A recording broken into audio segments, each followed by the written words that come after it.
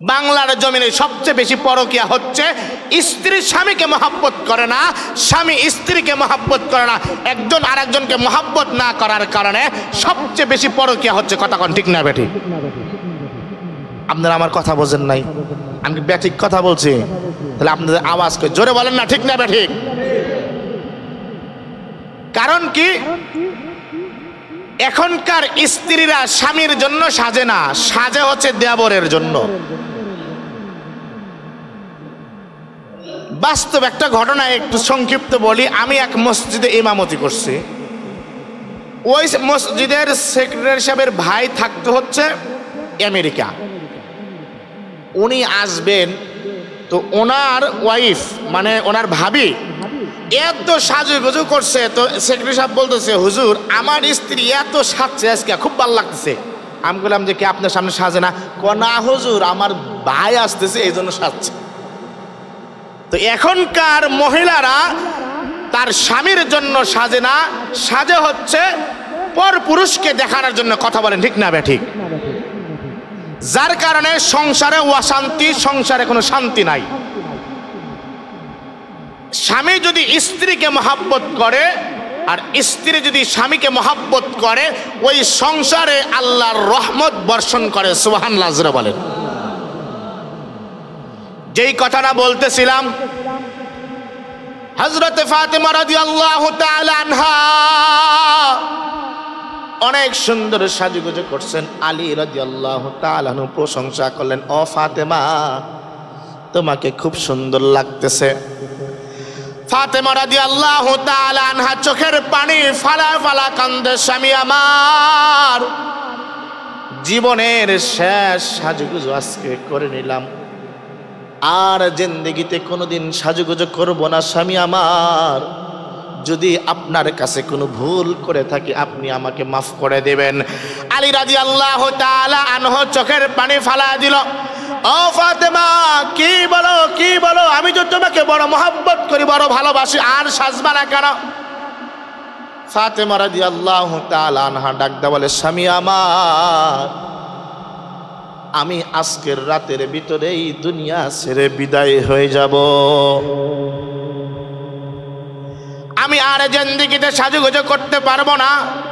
ও স্বামী আমার, আমি যখন বিদায় হয়ে যাব আমি আপনার কাছে 3টা ওসিয়ত করে যাই। ওসিয়ত কয়টা?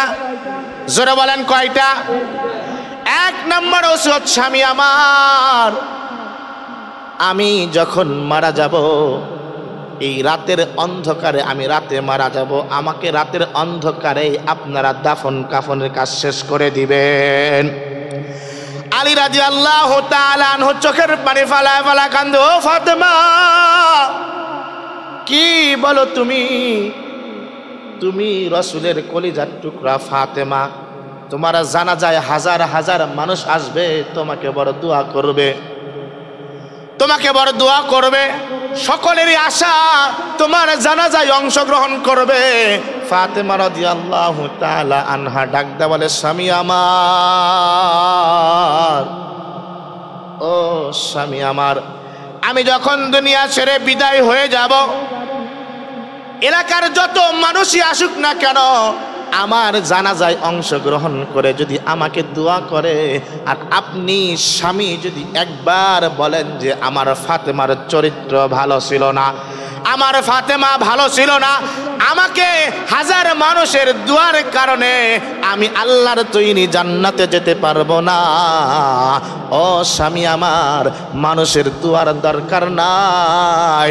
আপনি স্বামী যদি আমাকে ভালো বলেন, আল্লাহ আমাকে মাফ করে জান্নাত দিয়া দিবে। সুবহানাল্লাহ জোরে বলেন। রাতের অন্ধকারে দাফন করার কথা বলছে। কেন দাফন করব? জিন্দেগিতে আমার এই বডিটা আমি কাউকে দেখাই নাই, আমি পর্দা করেছি। আজকে যখন আমার লাশটা মানুষ কবরও যদি মানুষ দেখে, তাহলে বুঝবে যে ফাতেমা এরকম লম্বা ছিল, ফাতেমা এরকম মোটা ছিল, ফাতেমা মনে হয় এমন গঠন ছিল।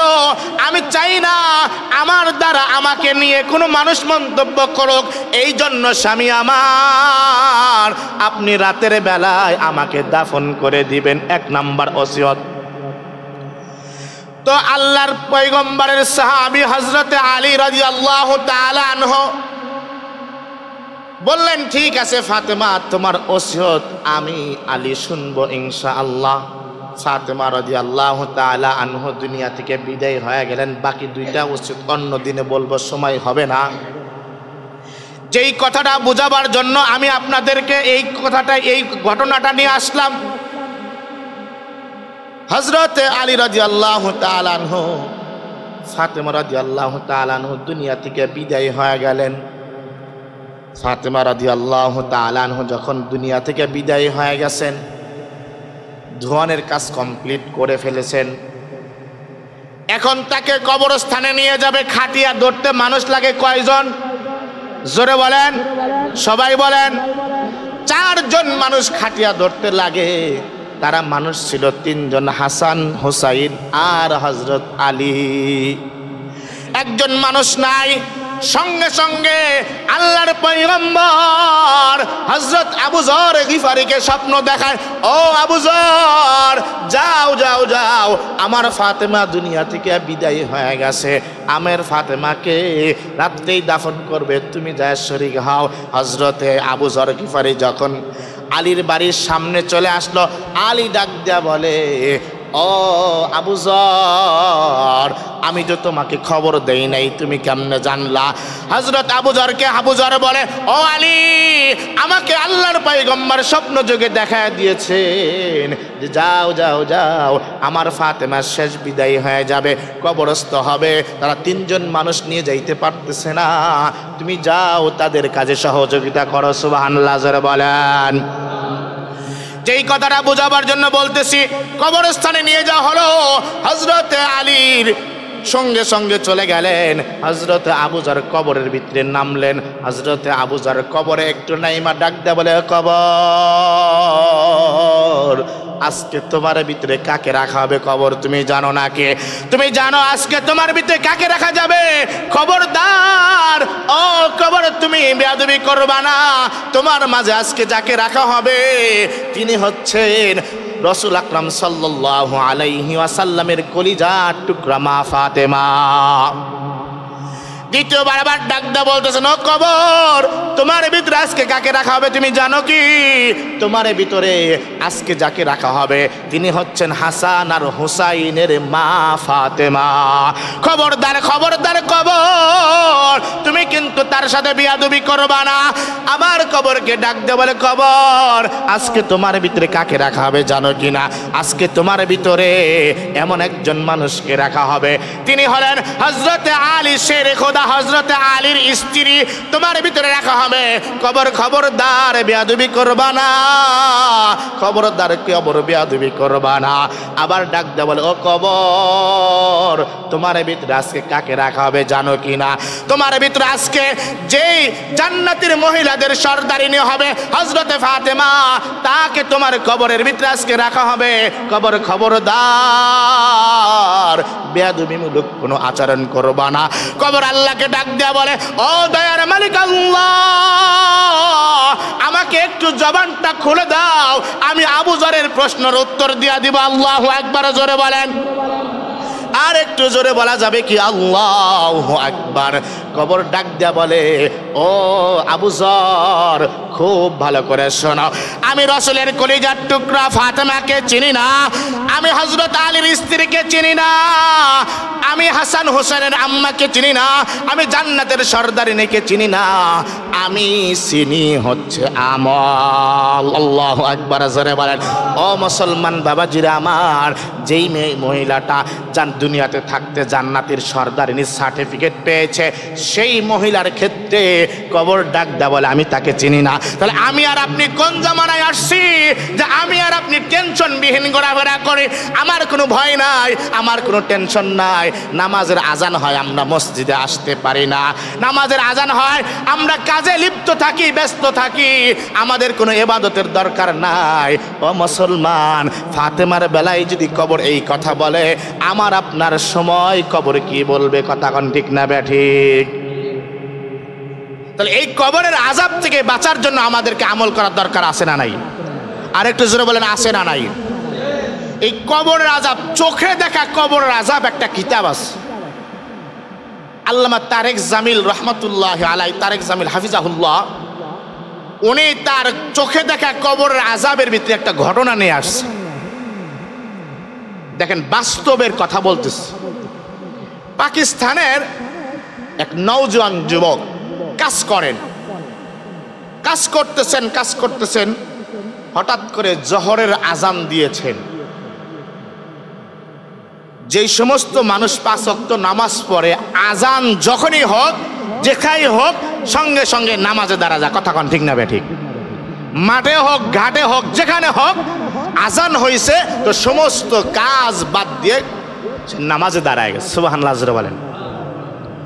এই নওজোয়ান যুবক 5 ওয়াক্ত নামাজ পড়তেন, বড় আল্লাহওয়ালা ছিলেন, বুজুর্গ ছিলেন।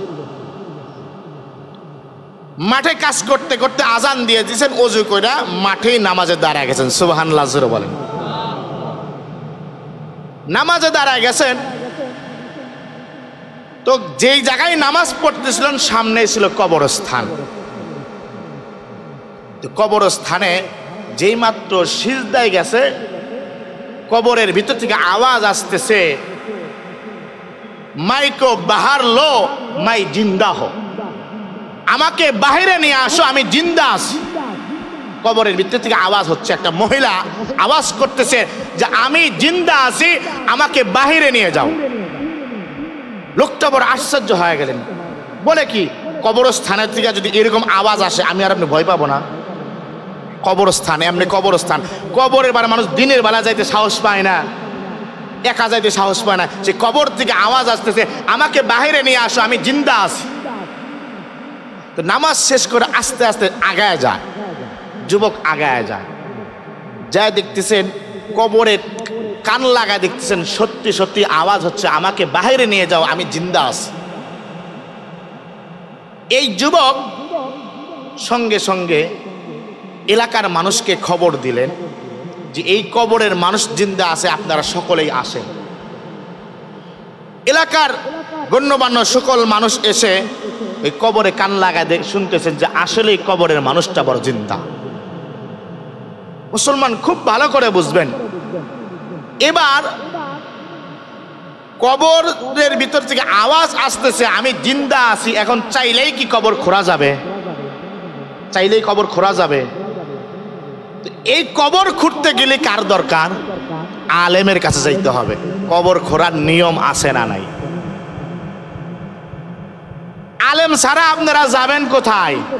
ওলামা একরামদের যে সম্মান করতে পারি না আমরা, ওলামা একরামদেরকে জিন্দেগির কোন জায়গায় লাগে না কথা বলেন তো দেখি।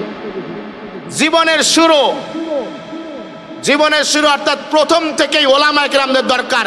মা বাবার বিয়া হয়েছে, বিয়ের পরে তো হালাল ভাবে আমরা আসছি। কথা কন ঠিক না বে ঠিক? ওলামা একরাম যদি সুন্নত তরিকায় হালাল ভাবে বিয়া না পড়াইতো তাহলে আমরা হয়ে যেতাম হারামজাদা। নাউজুবিল্লাহ জোরে বলেন।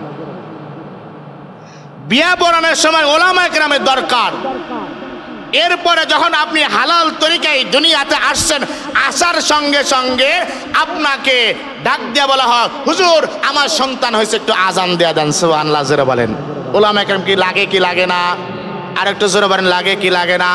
শুধু তাই নয়, আজান শেষ হয়ে যাবে, দুনিয়াতে আসার পরে ডান কানে আজান আর বাম কানে ইকামত দিতে হয় ওলামা একরামের। এরপরে যেদিন শেষ নিঃশ্বাস ত্যাগ করবে ওই দিনও ওলামা একরামের মাধ্যমেই জানাজা কমপ্লিট করে বিদায় দিতে হয়।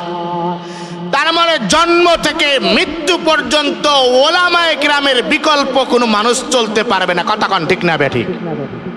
তো কবর করবে কে অনুমতি দেবে? এবার ওলামা একরামদেরকে ডাকা হলো যে এই কবরের ভিতর থেকে আওয়াজ আসতেছে, মাই জিন্দা হো, মাইক বাহার লো, আমি জিন্দা, আমাকে বাহির বের করো। এই কথা যখন বলতেছে ওলামা একরাম বলে, আপনারা কি সকলেই নিশ্চিত এই কবর থেকে আওয়াজ আসতেছে? বলে হ্যাঁ, এই কবর থেকে আওয়াজ আসতেছে। সঙ্গে সঙ্গে ওলামা একরাম মাসালা দিয়ে দিলেন, হ্যাঁ সকলেই যদি নিশ্চিত থাকেন তাহলে এই কবর খোঁড়া জায়েজ আছে। সুবহানাল্লাহ বলেন। মুসলমান ভাইরা রে, আমার কথাগুলা দিল দিয়ে বুঝবেন।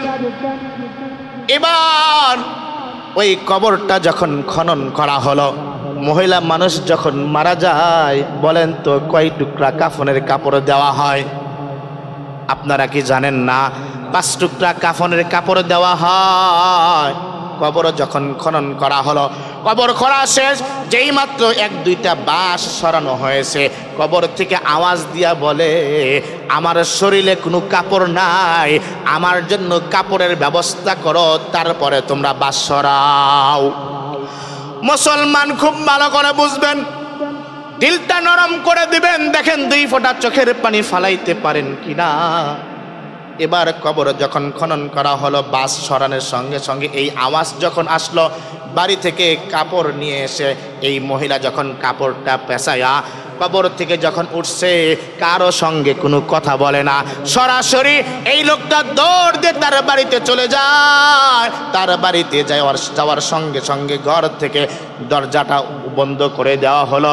দরজাটা বন্ধ করে দেওয়ার পরে এলাকার সমস্ত মানুষ ডাক দিয়া বলে, তুমি মারা গেছিলে, আমরা মনে করে তোমাকে মাটি দিয়েছিলাম, আজকে তুমি জিন্দা, তুমি আমাদের কারো সাথে কথা না বলে ঘরের দরজা বন্ধ করলা কেন? তুমি ঘরের দরজাটা বন্ধ করলা কেন? ক্লোজ করে দিলা কেন? এবার মহিলা ডাক দিয়া বলে, তোমরা আমাকে কেউ দেখে সহ্য করতে পারবা না, তোমরা কেউ আমাকে দেখে সহ্য করতে পারবা না। কিছু মানুষ তো সাহস অনেক বেশি থাকে, কথা কন ঠিক না ব্যাঠিক? ডাক দিয়া বলে, না না না, আমরা তো তোমাকে দেখার অনুমতি আছে, কারণ আমরা তো মাহারাম মানুষ, আমরা তোমাকে দেখতে পারবো, ঘরের দরজাটা তুমি খোলো, আমরা তোমাকে দেখব। কয়েকজন মানুষ, মাহারাম মানুষ যখন ঘরের ভিতরে প্রবেশ করলো, মুসলমান খুব ভালো করে বুঝবেন, যেই মাত্র মাথা থেকে মাত্র কাপড়টা সরায়া দিছে, মাথা থেকে যখন কাপড় সরায় দিছে, দেখতেছে মাথায় কোনো চুল নাই, মাথায় কোনো চামড়াও নাই, একদম শুধু মাথার খপটিটা বইরা রইছে। মানুষ তো বেহুশ হয়ে গেছে। হাই হাই, এই ঘটনা কেন? মহিলা ডাক দেয়া বলে, আমি যখন দুনিয়াতে চলাফেরা করেছি, আমি আমার এই চুল কখনো বাঁধি নাই, আমি আমার এই চুল কখনো বাঁধি নাই, আমি এই চুল দেখায় দেখায় এলাকার যত নওজোয়ান যুবক ছিল তাদেরকে আমার এই চুল দেখায় দেখায় তাদেরকে পাগল করেছি, যার কারণে কবরের ভিতরে এই ফেরেশতারা আমার একটা প্লাস দিয়ে একটা করে চুল যখন টান দেয়, গোস্ত সহ উঠতে উঠতে আজকে আমার মাথার চামড়া সহ গোস্ত উঠে শেষ হয়ে গেছে। আর একটু নিচের দিকে যখন তার চেহারাটা খোলা হলো, দেখতেছে এই গালের ভিতরে কোনো গোস্ত দেখা যায় না, ঠোঁট দেখা যায় না, একেবারে শুধু হাড্ডি আর হাড্ডি। ডাক দিয়া বলা হলো, এই অবস্থা কেন? এবার এই মহিলা ডাক দিয়া বলে, আমি সারা জীবন আমি মেকআপ করতাম, আর ঠোঁটের ভিতরে লিপস্টিক দিয়া দিয়ে আমি যুবকদেরকে পাগল করতাম, আমার দিকে আকৃষ্ট করতাম, যার কারণে ফেরেশতারা আমার গোস্তগুলা চামড়াগুলা প্লাস দিয়া টাইনা টাইনা খুলেছে। ও মুসলমান, আজকে মা বোনেরা পর্দা করে না, কথা কোন ঠিক না ব্যাঠিক? মা বোনেরা পর্দা করে না, শুধু মা বোনদের পর্দায় করলেই হবে না, আমরা মনে করি মা বোনদের পর্দা করতে হবে, আমাদের পুরুষদেরও পর্দা করা দরকার আছে না নাই? আমরা যদি মা বোনদেরকে দেখি, আমরা নিজে থেকে কথা বলতে যাই, আমরা একটু মহিলাদের সাথে কথা বললে আমাদের অন্তরে একটু ভালো লাগে, কথা কোন ঠিক না ব্যাঠিক? কথা কয় না, মিশা কথা কইতেছি? কোনো দরকার নাই, রাস্তাতে যাইতেছে, ভাবি কেমন আছেন, কথা কয় না কে? এরকম বলে কি বলে না? কথা বলা জায়েজ আছে? জায়েজ আছে? আমরাও কথা বলতে যাই, মেয়েরাও আমাদের সাথে কথা বলতে যায়, যার কারণে তার এই কবরের আযাব। এবার বলবেন, হুজুর কবরের আযাবের কথা তো শোনাইলেন, এটা পাকিস্তানের ঘটনা, যে এই অবস্থা, তাহলে হুজুর এটা তো কোনো হাদিসের ভিতরে নাই, হাদিস থেকে প্রমাণ দেওয়ার দরকার আছে না নাই? হাদিসের ভিতরে কি এই ঘটনা যেটা আমি বললাম চোখে দেখা কবরের আযাব, এটা কি কোনো হাদিস থেকে বলছি? বাস্তব একটা ঘটনা বলছে পাকিস্তানের। এখন বলবেন যে যেটা হাদিসে নাই সেটা কি বিশ্বাস করা যায় না? বাংলাদেশ স্বাধীন হয়েছে, এটা কি কোনো হাদিসে আছে? আছে হাদিসে, আমরা বিশ্বাস করি না। বিশ্বাস করতে হবে। তারপরে আপনাদের ইয়াকিনটা ঠিক রাখার জন্য, বিশ্বাস বাড়ানোর জন্য আমি আপনাদেরকে রসুলের হাদিস থেকে একটা কথা শোনায় যায়। আল্লাহর পয়গম্বর সাল্লাল্লাহু আলাইহি ওয়াসাল্লাম যখন মিরাজে গেছেন, তখন যা দেখতেছেন দুনিয়ার মহিলাদেরকে 6 ভাবে তাদেরকে জাহান্নামে জ্বালাইতে হইতেছে। নাউজুবিল্লাহ, জোরে বলেন। হযরতে ফাতেমা রাদিয়াল্লাহু তাআলা আনহা তার স্বামীকে নিয়ে, হযরত আলী রাদিয়াল্লাহু তাআলা আনহুকে নিয়ে বাবার বাড়িতে বেড়াইতে যাইতেছেন। আমাদের মা বোনেরা বাবার বাড়িতে বিয়ের পরে বেড়াইতে আসে কি আসে না? মা বোনেরা বেড়াইতে আসে। হযরত ফাতেমা রাদিয়াল্লাহু তাআলা আনহা হযরতে রাসূল আকরাম সাল্লাল্লাহু আলাইহি ওয়াসাল্লামের বাড়িতে বেড়াইতে যাইতেছেন। ঘরের পাশে যখন আলী রাদিয়াল্লাহু তাআলা আনহুকে দাঁড় করায় বলতেছেন, তুমি একটু বসো, আমি একটু ভিতরের অবস্থা দেখে আসি। যেই মাত্র বাড়ির ভিতরে চলে গেলেন, যা দেখতেছেন পয়গম্বর হাউমাউ করে কাঁদতেছে। পয়গম্বর হাউমাউ করে কাঁদতেছে। ইয়া রাসূলুল্লাহ, ইয়া হাবিবাল্লাহ, আব্বাজান আপনি কেন কান্নাকাটি করতেছেন? আপনার কি আপনার মায়ের কথা মনে পড়ছে কিনা এই জন্য কান্না করেন? আপনার কি আপনার মায়ের কথা, আমিনার কথা মনে পড়ছে কিনা এই জন্য কান্না করেন? বলতেছেন না না না, আমার মার জন্য কান্না করি না। তাহলে কি আপনি আমার মা খাদিজার জন্য কান্না করেন? বলে না না, আমি তোমার মার খাদিজার জন্য কান্না করি না।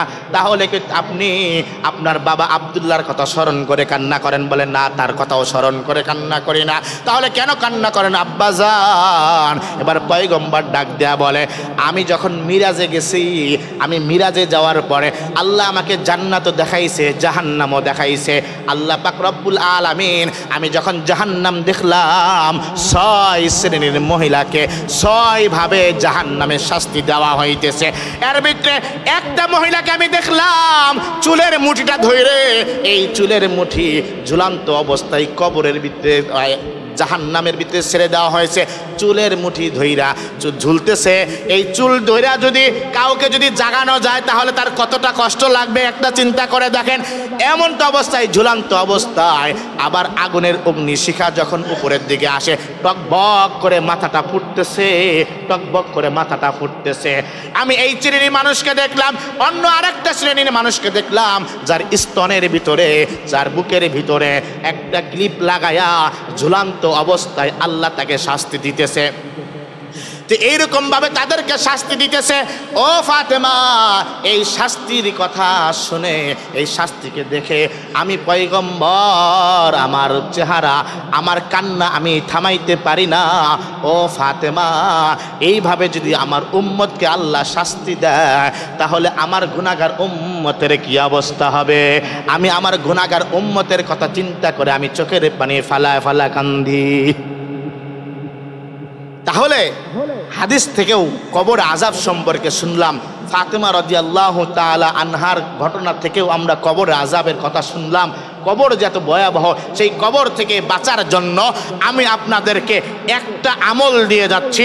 একটা আমল হচ্ছে 5 ওয়াক্ত নামাজ। জিন্দেগিতে যতদিন আল্লাহ আমাকে হায়াতে জিন্দেগি দান করেছেন, আমরা 5 ওয়াক্ত নামাজ পড়বো ইনশাআল্লাহ। কারা কারা হাত তুলে আল্লাহকে দেখায় দিই। আল্লাহ আমাদের প্রত্যেককে 5 ওয়াক্ত নামাজ পড়ার তৌফিক দান করে, সকলে বলেন আমিন। আপনারা বলবেন, হুজুর 5 ওয়াক্ত নামাজ পড়লে কি কবর থেকে বাঁচা যাবে? আল্লাহর পয়গম্বর বলেন, আউয়ালু মা ইউহাসাবু বিহিল আবদু ইয়াউমাল কিয়ামাতিস সালাহ। কিয়ামতের দিন সর্বপ্রথম আল্লাহ নামাজের হিসাব নেবে। আর নামাজের হিসাব যদি আমরা ঠিক মতো দিতে পারি, আমাদেরকে আল্লাহ মাফ করে জান্নাত দিতে পারে। সুবহানাল্লাহ, জোরে বলেন। আর শুধু এতটুকুই না, শেষবারে একটা কথা বলি, যখন আমরা 5 ওয়াক্ত নামাজ পড়ব, অটোমেটিক আল্লাহ কোরআনের ভিতরে বলেন যে নামাজ সমস্ত ফাহেসা কাজ থেকে মানুষকে বিরত থাকে। আপনি 5 ওয়াক্ত যখন নামাজ পড়বেন, আপনি অটোমেটিক যদি জেনায় লিপ্ত থাকেন, একসময় জেনা থেকে বিরত থাকতে পারবেন, কারণ আমি 5 ওয়াক্ত নামাজ পড়ি। আপনি যদি ঘুষ খেয়ে থাকেন, আপনি চিন্তা করবেন আমি 5 ওয়াক্ত নামাজ পড়ি, কিভাবে আমি ঘুষ খাই, কিভাবে আমি সুদ খাই। এভাবে নামাজ পড়লে একটু একটু আল্লাহ সব গুনাহ থেকে আমাদেরকে হেফাজত করবে ইনশাআল্লাহ। এই জন্য আমরা 5 ওয়াক্ত নামাজ পড়বো। আল্লাহ সকলকে তৌফিক দান করে, সকলে বলেন আমিন। আল্লাহ আমাকেও এই কথাগুলোর উপর আমল করার তৌফিক দান করে, সকলে বলেন আমিন। আসসালামু আলাইকুম ওয়া রাহমাতুল্লাহ। একটা এলান দিতেছি।